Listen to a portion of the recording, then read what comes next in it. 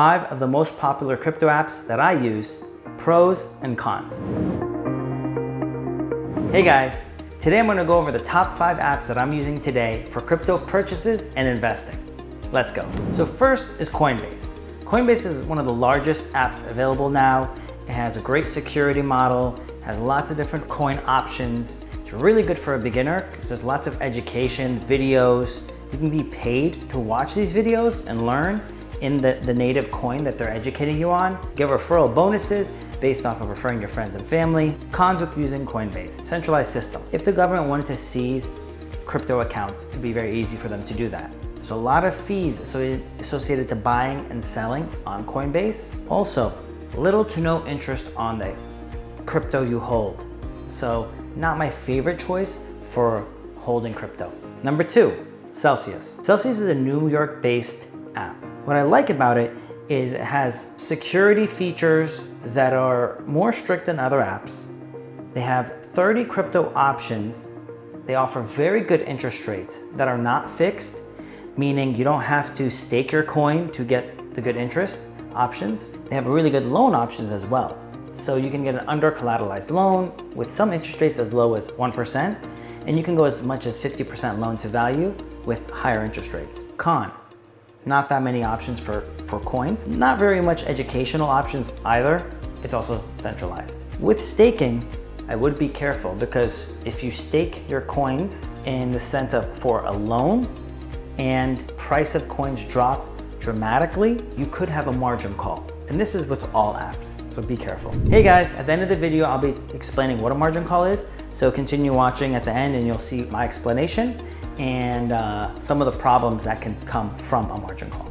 Number 3, Bitrue. What I like about Bitrue is it offers interest on coins that many of the competitors do not offer on. Their interest rates can be as high as 12%. There is an option to lock up the coins to get even higher interest. There is another option where you can own some of the token coins that they offer, so they can give you even additional interest on top of the standard interest they offer for your, say, Bitcoin. Low fees compared to the industry, and roughly about 114 different coins that they work with. Some of the cons are other apps have better alternatives and options. Their interest on some coins are very good, but some of the coins, they're not very good. They don't offer fiat deposits.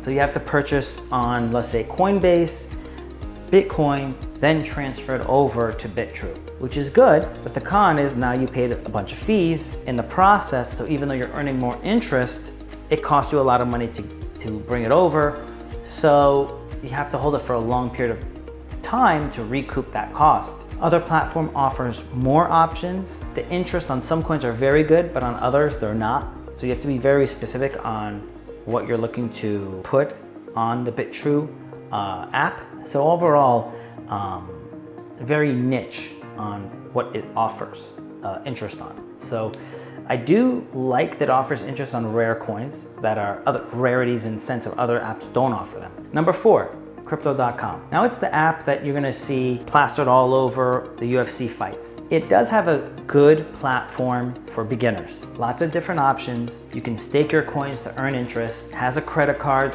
and if you use the credit card, you can earn interest, more interest on your coins. And depending on how much Crypto.com coin you have, could earn you more cash back on your using your card and your staking. What I don't like about it is it doesn't really offer a great amount of interest on certain coins.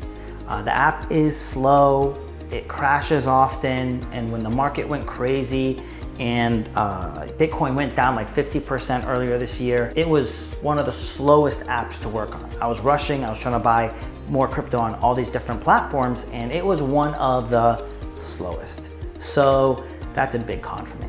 Number 5, Nexio. Nexio is a little bit newer. I've been using it for a little while now, and I really like it because it's offered some of the best interest rates on a variety of different coins. So with Nexio, you're looking to get up to 12% APY on their coins. They do have their own coin, Nexio coin, and depending on 1, 5, or 10% of your portfolio in the Nexio coin will determine how much bonus coins you get on the coins that you've staked. There is an interest portion with a lot of the coins that are on there, like XRP is on there, they pay really good interest on that, and Chainlink, and Bitcoin and ETH and a whole bunch of others. They offer about 4% standard right now, and you go up at 4.25, 4.5, and 5, depending on how much Nexio coin you have.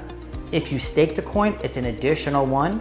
So you get good interest without staking and an additional 1% with staking. Those are the current numbers. And if you're outside of this country, if you take your staking payout in the Nexio coin, they're gonna give you an extra 2% on your money. So instead of getting, say, 4%, you would get 6% if you took it in a Nexio compared to taking it in Bitcoin. Now, Nexio, if you stake the Nexio coin and you keep it in there locked up for 1 year, you'll get 12% on that coin. You'll get really high interest rate on stable coins, and you'll get a pretty high interest rate on fiat currency as well. So in the sense of a savings CD, it's a really good wallet for that. So I hold a decent amount in that platform just because it pays great interest, and I personally chose to lock it up and stake it since I will be holding these coins for a very long time. I'm not planning to sell. At the end of the video, I'll explain staking, some pros and cons, and how it compares to a savings account in CD.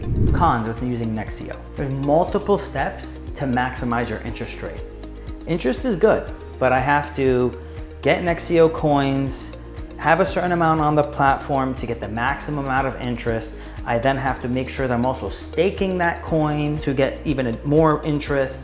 And then from there, if I'm outside of the United States, if I choose to get the payout in Nexio, then I get additional interest. So interest is great, but multiple steps to get to the highest rate possible. There is good interest, but not many options on what coins you can collect interest on. Very limited education on the app. So overall, great for interest, not the best option if you have many different coins and looking for additional education. What is staking options? Think of it like this. In the sense of a savings account, if you go to your bank and you get a savings account, you put the money into that account and you earn interest. The amount of interest you earn is small. In some banks, the more money you have, the higher the interest they'll give you. With the same bank, they'll have another option. It's called a CD, certificate of deposit, and you will actually put up your money and lock it up for a period of time. It'll be 1 month, 3 months, 1 year, 3 years, 5 years, lots of different options. And when you do that, the bank will give you higher interest. Some cryptocurrency apps offer interest on their coins. You can get non-staking apps where they'll pay you interest on your coins just for having it there. Some examples would be like Celsius, Nexio. They'll give you interest on your coins without staking. Other apps will require you to stake them to earn any interest at all. And Celsius and Nexio and Bitrue will give you additional interest for staking, which is equivalent to, or not equivalent to, but yeah, equivalent to, similar to a certificate of deposit, where you're locking up that money for a period of time. So you get higher interest when you lock it up. You're gonna have to figure out if that works for you or not, because when you lock it up, you don't have access to it. You can't sell it if you need it. So with a bank, they will charge you a penalty to withdraw early because you broke the agreement. Some crypto apps don't even have an option to break the agreement and pay a penalty. You have to wait the period you picked. What's a margin call? A margin call is where, let's just use it in the stock world. Let's just say you bought Tesla. So if you bought Tesla stock and you bought it at, $800-900 a share, and you got a loan against it, and you can get margin loans for say 50% or whatever percent that your lender allows. There's gonna be a rule. And if they're gonna say, if our loan reaches, let's just say 60% loan to value, we're gonna have a margin call. So in this example, if you had $100,000 worth of Tesla stock, you got a loan for $50,000. So they give you $50,000 cash and they're collateralizing your Tesla stock. And the lender could say, if our loan becomes more than 60% of the total value of the portfolio, then we're gonna have a margin call, which means the percentage we're talking about is if the price of Tesla falls, so now it's not worth 100,000, say it falls down, all the shares drop, so now it's only worth 80,000.